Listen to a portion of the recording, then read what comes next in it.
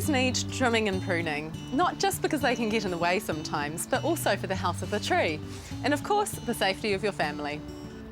Joe Cooper has been working with trees for 22 years after studying horticulture.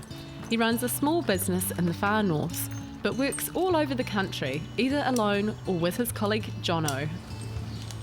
Kia ora, Joe, how are you? Good, thank you. Good, thanks for coming down and talking to us today. So you're an arborist, right? And you'll be the perfect person to talk to us today about trimming and pruning our trees. Yep, had a fair few years in the industry, so I'm pretty sure I can help you out with your tree. Okay, so the most important question, I think, is why do we need to trim and prune our trees?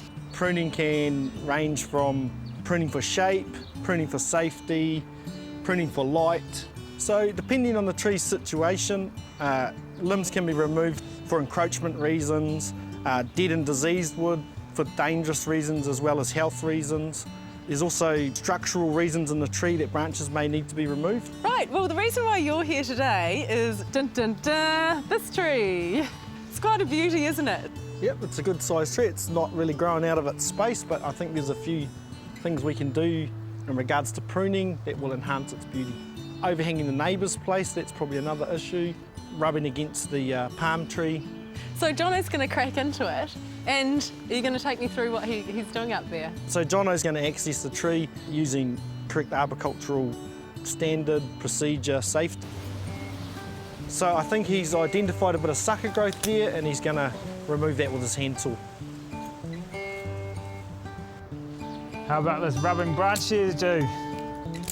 Let this Nico get a bit more room. Yep, be good to release that Nico if you can. So chainsaw use is quite a big part of what we do, and cowboys out there doing it are not the greatest at it. So very high percentage of accidents within trees.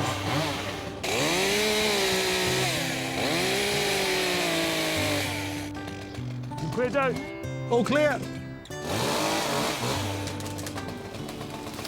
So that's the palm tree release, so it's not been so suppressed, and it was finished with a nice tidy pruning cut. So as the nikau grows up, I think there'll be a few more branches that we can take out off here and there, hey? Definitely, and the other surrounding trees could be pruned away as well. So Jono's pruning the neighbour's encroaching branches back. He's just taking off the entirety of the branch, and then he'll make his proper pruning cuts at the end. So what's he up to now? It looks like there are some real acrobatics going on there. So what he's doing is reducing the tree from its extremity so he can control it. How does that look, Joe? Yeah, Mint, you'll get the rest from the ground. Yeah, but I'm coming down.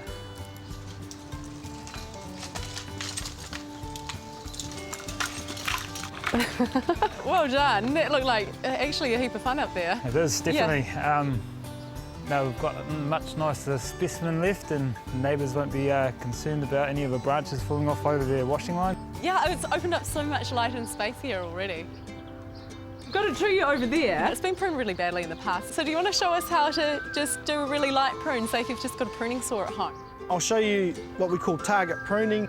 Every good arborist will do what we call an undercut or cut one, and then they'll do cut number 2, which is away from the first cut or up the branch, and then we get a snapping technique. And then what we've stopped is the bark tearing down the limb, which creates all sorts of problems. And then finally, our third cut, which is our pruning cut or our target prune. Always prune on an angle at a 90 degree to the collar. Inside the collar is what we call a protection zone, and if it's damaged in any way, including the tear, it slows the whole healing process right down. If the cut's on a good angle, as well as protecting the protection zone, the water runs off it. Well, thanks, Joe. Now who's going to clean up all the branches, eh? That's Jono's job. Sweet.